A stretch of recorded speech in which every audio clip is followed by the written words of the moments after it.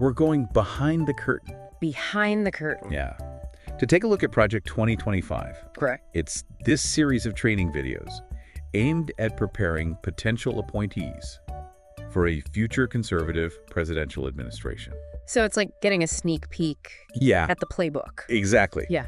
And that's where things get, I think, really interesting. Yeah. And maybe even a little bit unsettling. Okay. Because some of the advice in these videos, it seems less about serving the American people and more about consolidating power. Interesting. And pushing through a very specific agenda. Right. Possibly even at the cost of democratic norms. Yeah, that's really the core question, isn't it? I mean, do these videos reflect a genuine desire? And I think we have to assume that they do, right? To govern effectively. Or could they be something else? Yeah. Could they be a roadmap for something a little more concerning? Yeah. To subverting democracy in some way, it's crucial to analyze them critically and, with a very discerning eye. Yeah. Right? And consider what their impact could be. For sure. Both on how we govern and the future of American democracy. Let's jump right in with the first video, Conservative Movement History. This one sets the stage by outlining the philosophical foundation of the movement. Okay. They describe it as a three-legged stool. A three-legged stool. Yeah, that blends traditionalist, libertarian, and anti-communist thought. So this fusionist ideology, as it's known, aims to achieve traditional social goals through libertarian economic policies. Interesting. The video really emphasizes rolling back the welfare state and any perceived lingering influence of communism. It's fascinating how they frame William F. Buckley Jr. as this intellectual rock star. Yeah. Almost like the Ben Shapiro of his time. Okay. Going around the college campuses, shaking things up and challenging the status quo. Yeah. Yeah, it makes you wonder if that's how they view themselves as a movement. Yeah. Constantly battling against a perceived liberal establishment. Right. It's a great point. I mean, Buckley was undoubtedly influential in shaping modern conservatism. Yeah. But portraying him as this, rebellious figure fighting against the tide speaks volumes about how this movement sees itself. Yeah. Okay. So next up, we have the Appointee Survival Guide. Okay. Now, some of the tips here made me pause. Okay. They advise appointees to be wary of colleagues Interesting. who might not be completely on board with the president's agenda. Whoa. Okay. That's a red flag for me right there. Yeah. Prioritizing loyalty above all else, suggests that we're going to have a system where allegiance to the leader trumps things like competence, independent judgment. It raises concerns for me about potential abuse of power and the erosion of accountability. Absolutely. Yeah. Okay, so they also suggest building strong connections with specific think tanks and advocacy groups like the Heritage Foundation and the Family Research Council. That raises a really important question about whether those organizations would be used to push a specific agenda. Yeah. Right? Potentially sidelining the needs and interests of the broader public. Yeah.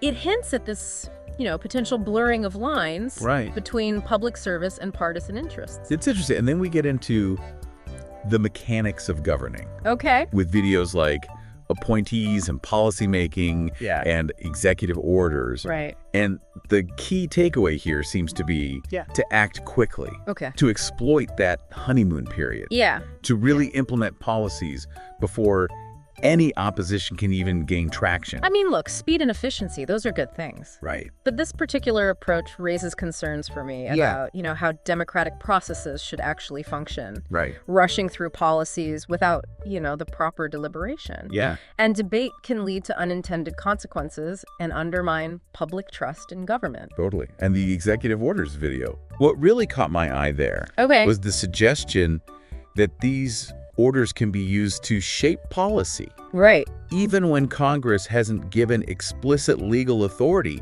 for those actions. Wow. Which seems a little bit alarming to me. Yeah, indeed. Doesn't it? It suggests to me a disregard. Yeah. For the traditional checks and balances that are fundamental to our system of government. Yeah. If a president believes they can act unilaterally, bypassing Congress, and potentially ignoring legal constraints, it raises serious questions about the future of democratic norms. For sure. All right, let's delve into the videos now on the nuts and bolts of navigating the federal bureaucracy. Right. We've got federal budget, federal regulatory process, and passing new regulations. Right. What struck me is how detailed and specific they are. Okay. almost like step-by-step guides to manipulating the system for a particular purpose. That's a crucial observation because it really seems like these videos are designed to equip future appointees with the tools to potentially defund or deregulate programs that don't align with their agenda, even if those programs have broad public support. Yeah.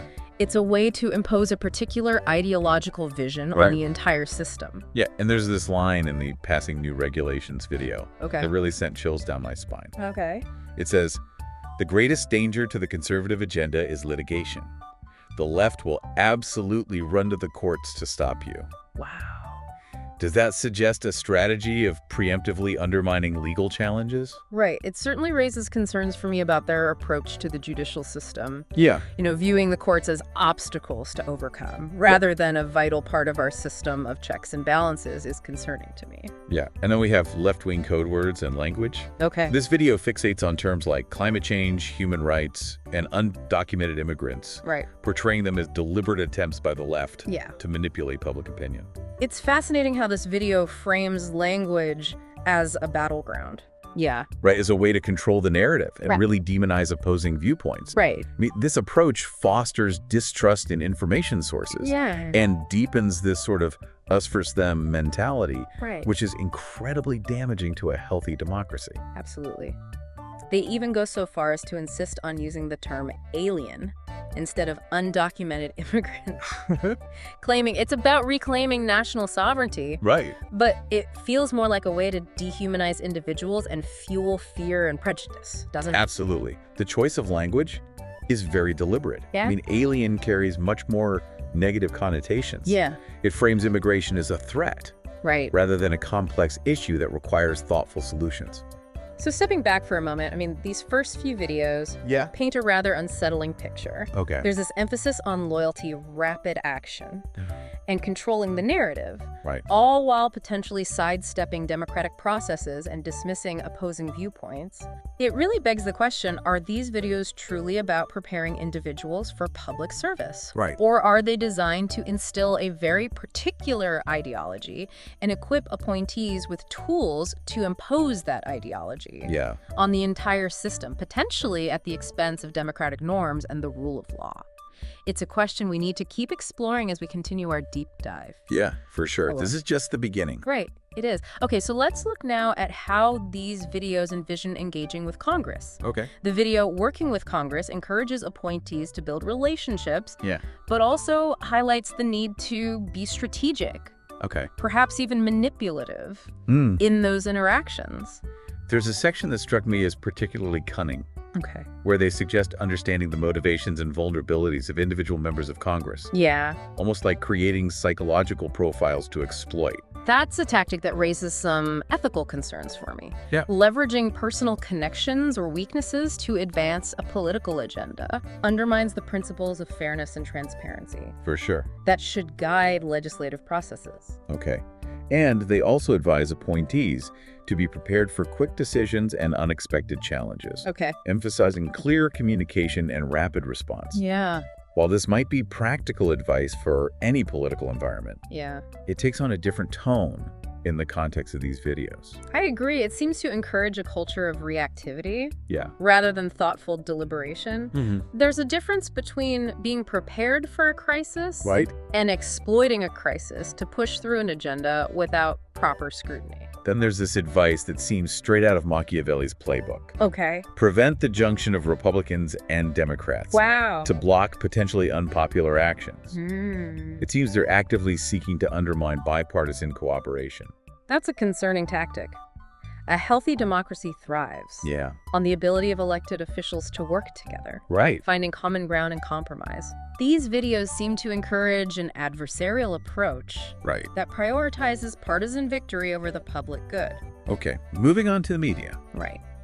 The video, Working with the Media, focuses on controlling the narrative. Okay. and framing the administration's actions in a positive light, almost like a public relations manual. Yeah, it highlights the importance of staying on message, anticipating media inquiries, crafting compelling sound bites. I mean, these are all essential skills for any politician.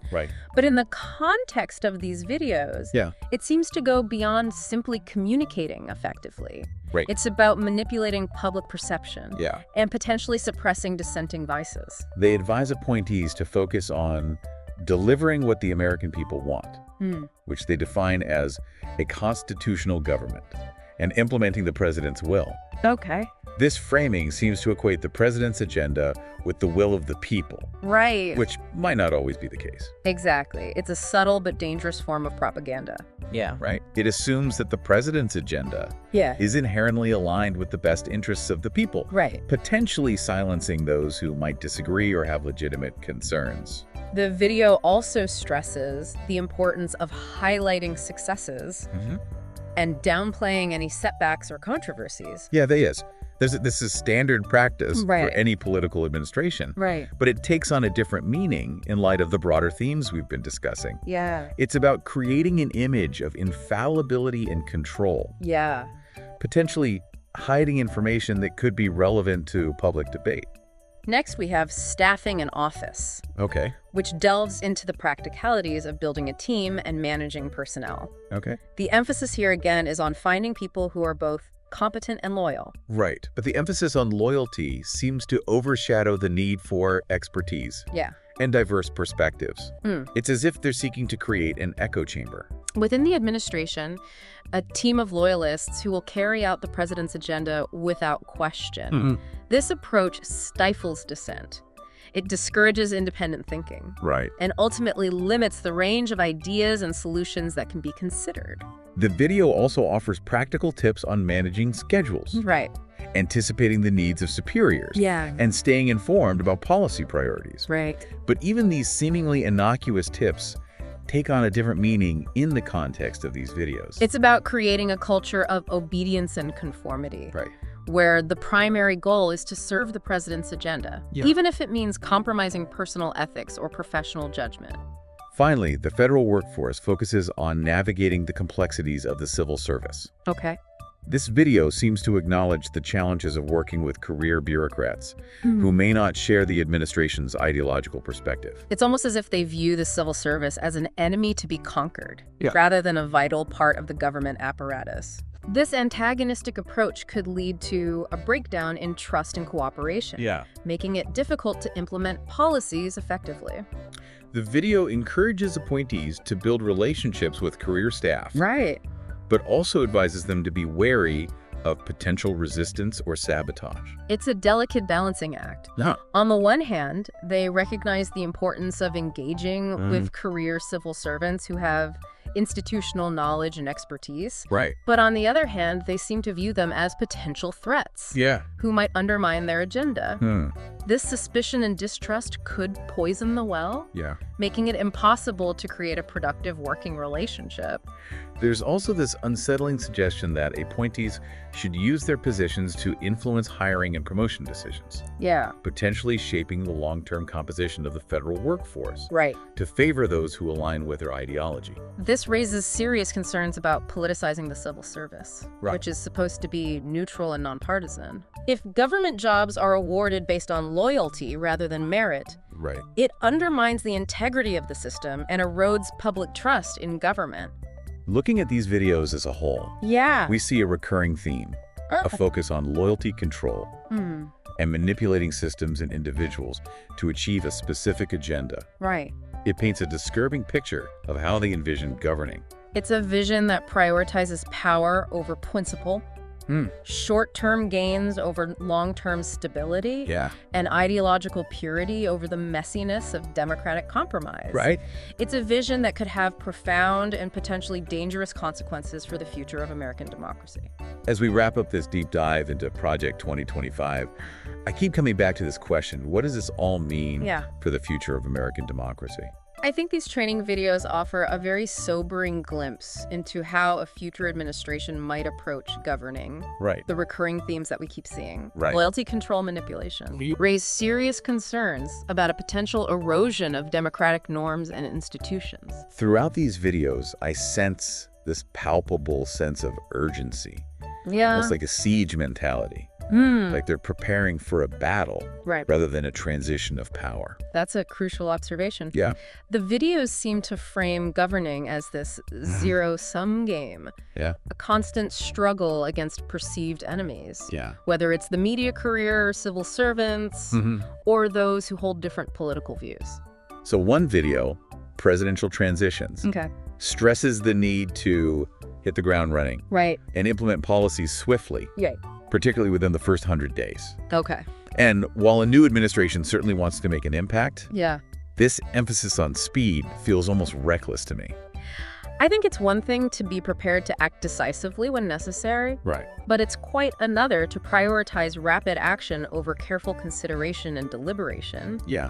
This approach could lead to hasty decisions, with unintended consequences. Right. Potentially undermining public trust. Yeah. And eroding support for even well-intentioned policies.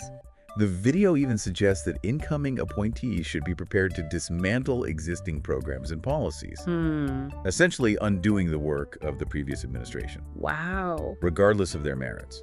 This undoing mentality can be incredibly destructive. Right. It prioritizes ideological purity and partisan victory over pragmatic solutions and continuity of governance. Yeah. If every new administration seeks to dismantle the work of its predecessor, it creates a chaotic and unstable political environment, making it difficult to address long-term challenges effectively. The video background checks and security clearances includes a rather disturbing suggestion that social media activity could be used to vet potential appointees, favoring those who have demonstrated courage and grit in defending conservative principles online. That's a dangerous proposition. It suggests using ideological litmus tests for government service, potentially excluding qualified individuals who hold different views or have expressed dissenting opinions. Such an approach undermines the principle of a neutral and impartial civil service that serves all Americans regardless of their political beliefs. Another video, Concerting America, outlines their vision for the nation, emphasizing the need to protect American exceptionalism and uphold traditional values. While these ideas might resonate with some, they raise concerns about excluding those who hold different values or interpretations of American history. It's essential to recognize that these concepts are often framed in very specific ways that can be exclusionary. Defining American exceptionalism or traditional values too narrowly can alienate significant portions of the population and create a divisive us versus them dynamic that undermines social cohesion and democratic dialogue. They also talk about limiting the power of government and protecting individual liberty. While this might sound appealing, it often translates into policies that favor deregulation, privatization, and reduce social spending, which can disproportionately impact the most vulnerable members of society. It's crucial to examine the practical implications of these seemingly abstract principles. Unfettered individual liberty without appropriate safeguards can lead to exploitation and inequality. Similarly, while limited government can be beneficial, it's essential to ensure that government retains the capacity to protect the public good and provide essential services to those in need. And then there's left-wing code words and language, which dives deep into the perceived dangers of how language is used to shape public opinion.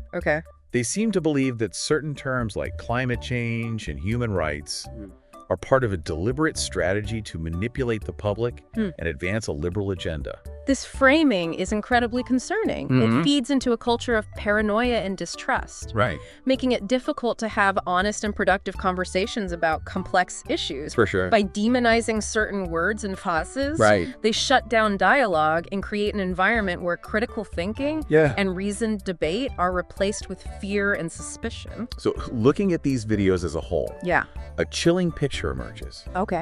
It's as if they're preparing not for public service, but for a cultural and political war. a battle to impose their ideology on the entire system. Right. Potentially at the expense of democratic norms and the rule of law? It's a vision that prioritizes ideological purity and control over compromise. Yeah. Collaboration and respect for dissenting viewpoints. Right. The potential consequences for American democracy are profound and deeply troubling. Yeah. If these videos are any indication, the road ahead could be fraught with peril. So we've covered a lot of ground in this deep dive. Yeah, we have. Examining the strategic thinking and tactical advice contained within Project 2025. Right. But ultimately, it's up to each of us as engaged citizens. Right. To decide what kind of future we want for our nation. Absolutely. These videos serve as a wake-up call. They do. A reminder that democracy is fragile and requires constant vigilance. It does. To protect it from those who would seek to undermine its core principles. Indeed. The future of American democracy depends on informed citizens who are willing to engage in critical thinking, challenge those in power, and defend the institutions that protect our freedoms. We must be vigilant in guarding against any attempts to erode those freedoms. Absolutely. Whether it's through the manipulation of language, the subversion of democratic processes, or the consolidation of power in the hands of a select few. The stakes are simply too high to be complacent. This has been a really fascinating deep dive. It has. I really appreciate your insights. And to our listeners out there, thank you so much for joining us. Yeah, thank you.